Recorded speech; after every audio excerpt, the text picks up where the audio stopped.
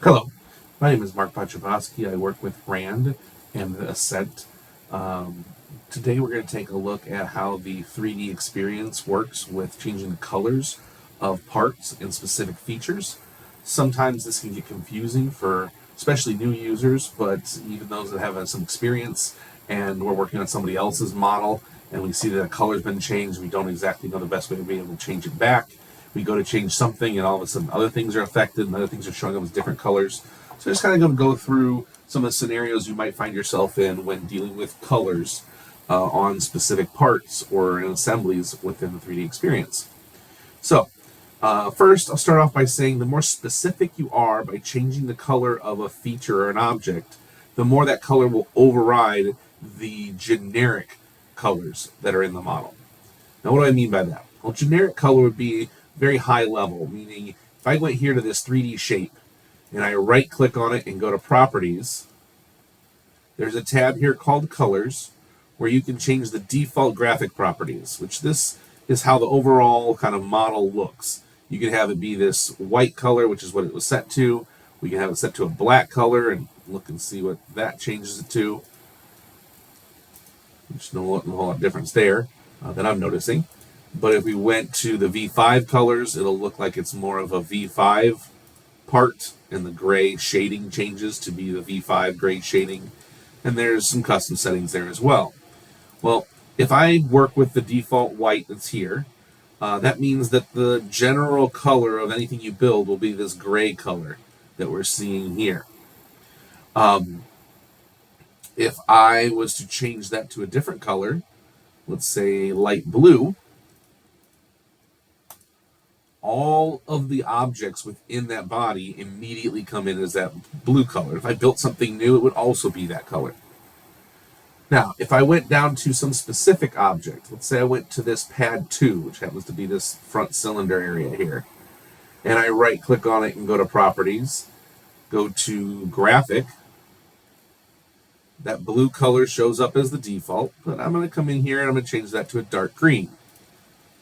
Being more specific because I'm only applying it to the pad, not the entire 3D shape. We'll notice some of that changes color. Now, the reason it all didn't change color, or at least all of the areas, is because these are fillets that I created in the auto fillet command. Now, if I wanted all those auto fillets to be a different color, I right click and go to properties on them. And I can come in here and say, no, don't use that blue, use this tan color. All of them change that belong to the auto fillet. Now, what if I wanted this fillet specifically to be a different color? It belongs to the auto fillet, but it belongs to others, or it belongs to the auto fillet, but so does all these others as well. Well, if I specifically select on that surface, right click and go to properties, I can say, no, don't use tan, let's go to yellow. And now only that surface turns yellow. Now, I can't select on that surface from the model, but I can see it there. Now, what if you were now given this part, somebody else did all this work, and you realize you don't like all these colors, you want it to go back to kind of the standard color? Well, you might go to the part body, right click and go to properties, and try to change the color back to something more generic.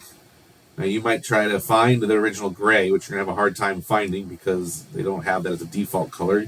You have to go to more colors and try to find something that's similar to it. I'm going to grab something that's a little off just so we can see it better. I'm going to go with this purple.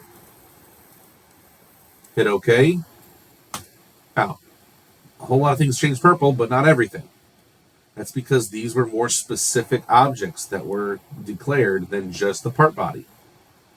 Now, what I can do is I can go to auto fillet, right click, go to properties.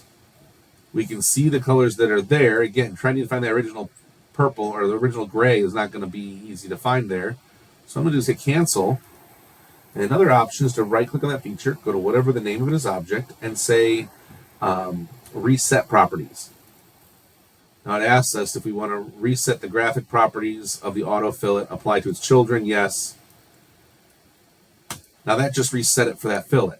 Now, if I went to the 3D shape, right click and said whatever the name of it is object, this one, sorry, doesn't have a reset properties, but part body does. I can right click on part body, go to whatever the name of it is, object, and say reset properties. It'll apply to all the children, which means the part body 2 that I had applied and anything else that was customized will all be affected by this reset. Now it's all at least one color. Now I just said a second ago that 3D shape doesn't have a reset option. It doesn't, but if you remember when I go to properties here, there is the option to be able to set it to a default graphic properties. So instead of using the custom one, which is this light blue, I can set it back to the white. And everything now displays as if it's a standard model built within the 3DEXPERIENCE without any customizations of the colors. So the more specific you are, the more it'll override the generic colors that have been applied to it. Okay? Hope that helps when dealing with the colors in the 3DEXPERIENCE.